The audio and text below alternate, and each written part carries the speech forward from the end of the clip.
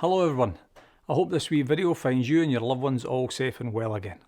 It's been another busy couple of weeks since my last video to you all, and in that time we've received further COVID guidance from the Scottish Government.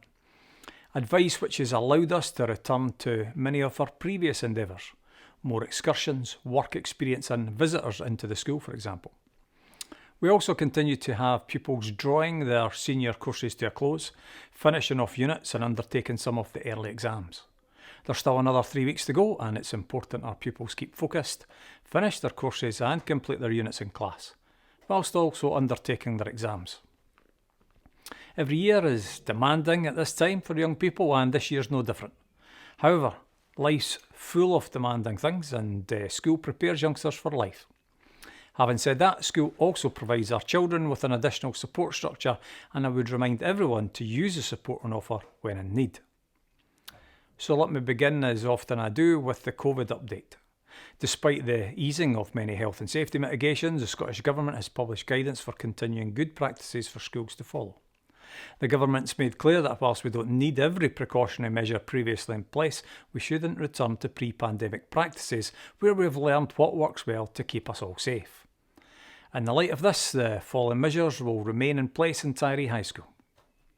Routine cleaning of touchpoints across the school and cleaning of desks after every class will continue.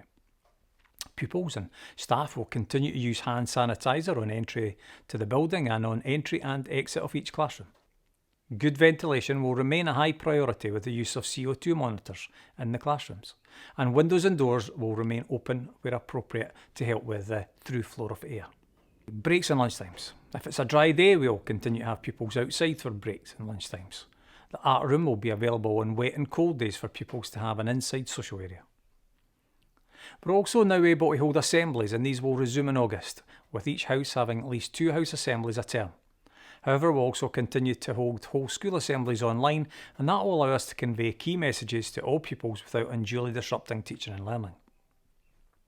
I'm also delighted that we're able to set up classrooms to facilitate group work now and active learning type things, rather than that set up where we're all facing the front just now. It's very restricting.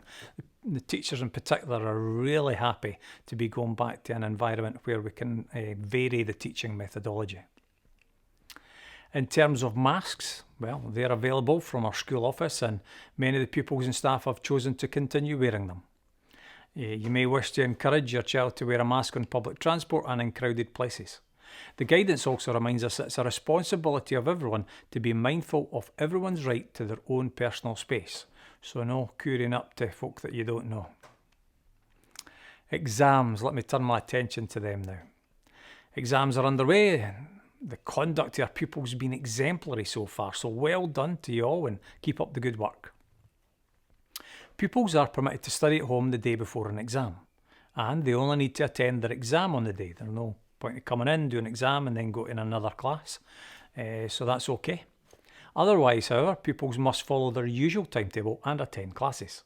This is to ensure that youngsters receive supported study and advice from their teachers, which will maximise their chances of success. There's still 4, 5, 6 weeks to go before the final exams, and that's an opportunity, 4, 5, 6 weeks of work that can still be done with their teachers. So, go to class. As the exams progress, however, and pupils have large gaps between exams, individual permissions to prepare at home will be granted by Mrs Cooney as long as all their coursework has been completed. Pupils who don't attend without receiving Mrs Cooney's permission, after she's checked that the courses are completed, etc., well, we'll record them as being truanting. Please remember to check your personalised exam timetable to ensure that you know your seat number ahead of arriving for an exam, and have your candidate number with you. Please see Mr Cooney or Miss Forbes if you require a replacement copy of your timetable. A reminder also that we have also encouraged pupils to sign up to my SQA to receive their SQA exam results by text or email on results day, which is Tuesday 9th of August. Don't worry, they'll still receive their SQA certificate by post as well. To register, you need your Scottish candidate number and an email address. Then just go into the SQA website, just Google SQA, and the link to that is on the front page of their site. Or you can go into the letter and lift the link from the letter. Remember, if pupils change their phone number or their email address after signing up for MySQA, you'll need to update the details or you won't get your alert. Now, I'm pleased to give some updates on what we've been up to in the school. Ken McElroy, for example, from Kilmartin Museum, he visited the school this week with a number of artefacts, including a skeleton, a skull and some pottery.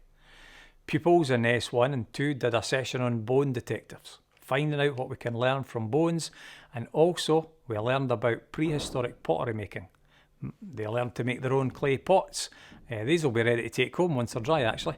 And what else happened? S1 to 3, they did a session on facial reconstruction, and they learned about the techniques used to find out what someone really looked like all these years ago just by looking at their skull. Fascinating stuff. So my thanks very much to Kenny and to Kilmartin Museum. A wonderful opportunity for our youngsters. We also had Martin Douglas in doing steel pan drumming. He did a session with S1 to S3. Keep an eye on the Facebook page and you'll see some photos and videos of that. In addition to that, I'll tell you a wee bit about our S3 geography pupils. They're going to be attending Oban High next Wednesday, and they'll take part in data collection and handling along with the geography pupils there, and that will help them develop important skills and readiness for moving into S4. And that's another example of us getting back on track with what we were trying to do before COVID hit us, which is more integration and pupils from Oban and Tyree working together. And that's a wonderful opportunity to develop so many different skills as well as subject knowledge together. Let me turn to primary now. On Wednesday, our P5 to 7 pupils had the opportunity to work with the Kilmartin Museum when they visited Tyree School, and the experience was fantastic, and it was enjoyed by everyone in the primary as well as those I just mentioned in the high school. Photographs have been posted on the school's Facebook page for that, and a big highlight for many was when they also got to see the life-size model of the human skeleton. They were really impressed. Earlier today, the pupils, the P1 to 4 pupils actually, they were at the steel drum workshop with Martin Douglas, and they had a whale of a time, and I'm interested in seeing the video for that one as well. In terms of nursery, it's been great to welcome all the children back into nursery, and we would like to say a huge thank you to our parents and carers for their cooperation, support and understanding. The children have been so eager to get back into learning all about spring. Their delivery of planters, sacks and gardening tools that they chose, that all arrived this week, and we're now ready to start with our planting and growing. This is all in line with the transition to primary programme. Daily updates are provided through the nursery Google Classroom, so please log on to that and look at the photographs and comments that the children want to share with you. Let me finish, as I often do, with a wee thing on support. Every letter I write, every video I make, it always ends up with a very genuine offer of support.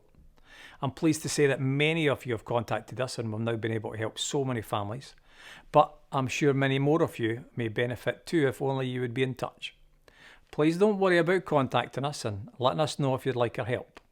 If you need any support at all, pastoral, academic, IT, careers link support, or help with coping with teenagers and exam stress, for example, or maybe you've got some financial concerns that we may be able to help you with, just email us using the Contact Us page on the website, or call Mary Forbes PT Secondary or Lorna McRae, the PT Primary.